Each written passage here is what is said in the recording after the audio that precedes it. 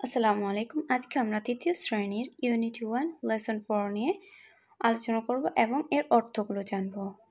Activity A, look, listen and say. দেখো, শোনো এবং বলো। Goodbye student, it's time to go. বিদায় শিক্ষার্থী, যাওয়ার সময় হয়েছে। গুড বাই টিচার, স্টুডেন্টরা শিক্ষককে বলল বিদায় শিক্ষক। এবার আমরা অ্যাক্টিভিটি বি নিয়ে পড়ি। অ্যাক্টিভিটি বিও সেম, গুড বাই রিপা, এবং রিপা বলল গুড বাই টিচার, বিদায় শিক্ষক। গুড বাই অর্থ হচ্ছে বিদায়। আমরা এখানে গুড বাই অর্থটা লিখি।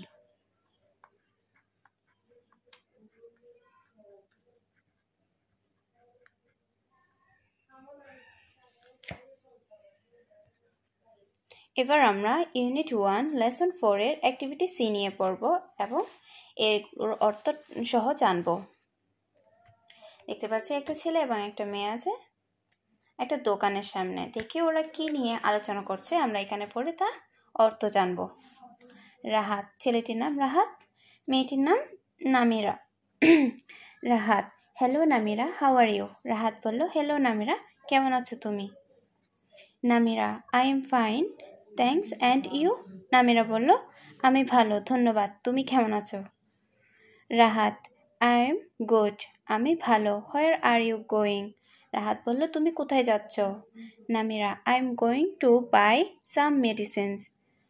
নামিরা বলল, আমি কিছু ওষুধ কিনতে যাচ্ছি। Rahat, okay, good bye, see you later, ঠিক আছে, বিদায়, পরে দেখা হবে।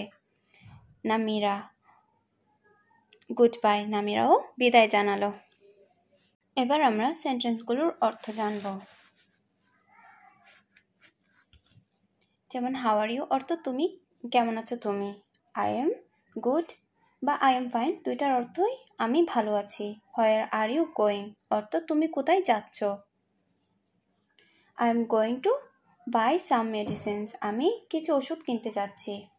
ওকে অর্থ ঠিক আছে। সি ইউ লেটার অর্থ পরে দেখা হবে।